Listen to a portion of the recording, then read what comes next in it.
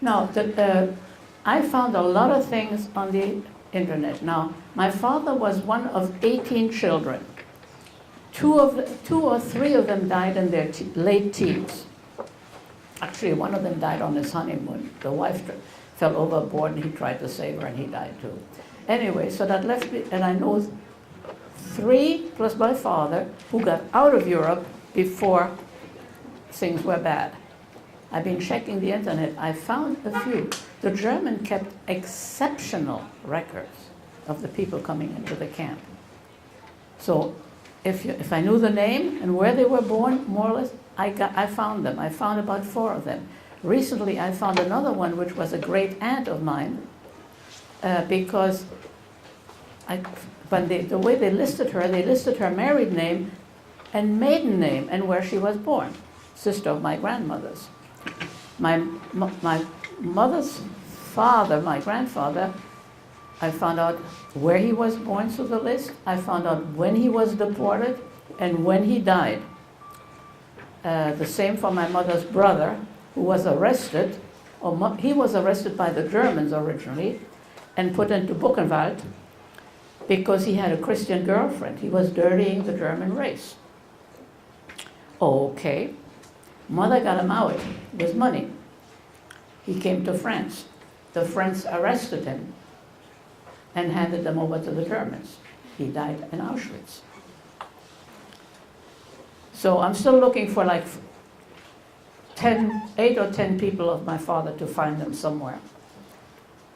At least to know where they died. And my mother's mother died normally, and my father's parents died normally before the war. So that's information I have. So, any questions? And don't be shy. Yeah, oh good, I have a hand up there. Stand up and be loud because I don't hear too well. How exactly did you get out of the camp? Was it just abandoned? They just left. So I dragged mother out and then I started contacting local people, walking around. Oh, wow. The Germans had just disappeared. Oh, I forgot to mention something. When I came out of the grocery store, there's a soldier coming there, waving at me, a Russian soldier. Well, he was looking at this beautiful girl in rags, no hair, skinny. He was chasing me. I ran as fast as I could. I found out later on, the Russians with the soldiers were very illiterate and uneducated. Wristwatches, they didn't know what it was. So they stole them and put them up their arm. And any girl was good, but he didn't catch me. Okay, next question. And don't be shy.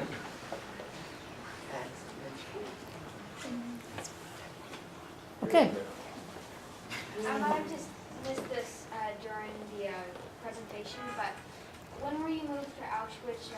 What was your age? 17. Oh, I'm young now. You want to know what the whole am? I'm 48 years old. Well, you know, Hebrew is read from right to left.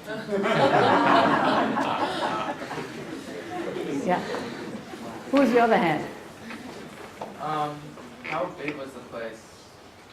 How big was Auschwitz? It was, I don't know how many different camps. The area where we were was one of Birkenhaus, which was part of Auschwitz area, was a woman camp. The men were in a different area. Everything was separated by barbed wire. It was tremendous. And if you go on the internet and try to find the camps, Germany has so many dots where they had camps. I actually found out that my father's hometown had a concentration camp. Yeah. How did they announce the war? Like right when it started, was it Radio. Just like We didn't have TV, but we had radio. But I mean, was just like the warning sound thing? No. What was it? You had the news, and they marched in. Oh, Yeah.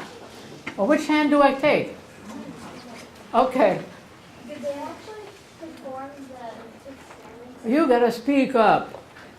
Did they actually perform the experiment at Auschwitz? Did they actually perform the experiments in our... Oh, yeah. Dr. Mengele had his own laboratory there.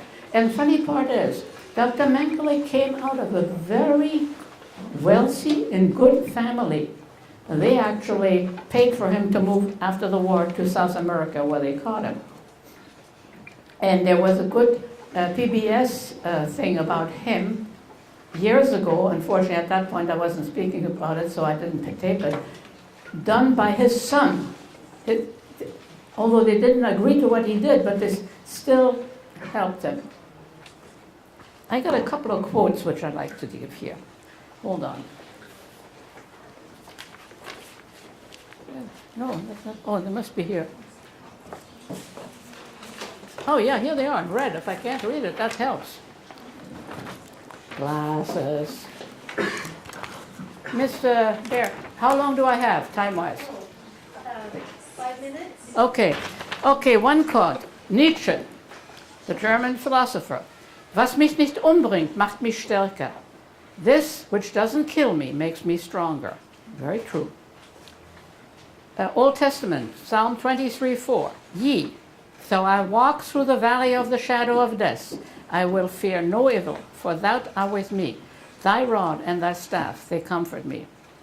And my favorite author, Viktor Frankl, a doctor who was arrested, who was in the camp, a psychiatrist, in the book Man's Search for Meaning. The prisoner who had lost faith in the future, his future was doomed. With his loss of belief in the future, he also lost his spiritual hold. Whoever was still alive had reason for hope. After all, we still had our bones intact. Whatever we had gone through could still be an asset to us in the future. Those who lost hope died, and that happened in the Vietnam War too.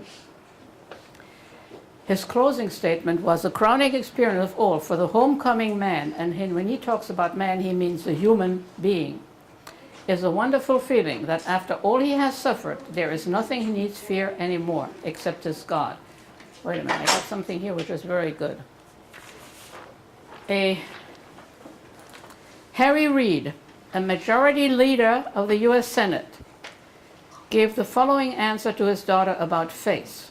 My outlook on life, my faith, is best summarized by an inscription found in a Cologne, Germany cellar where Jews hid from the Nazi. It read, "I believe in the sun, even when it is not shining. I believe in love, even when not feeling it. I believe in God, even when he is silent.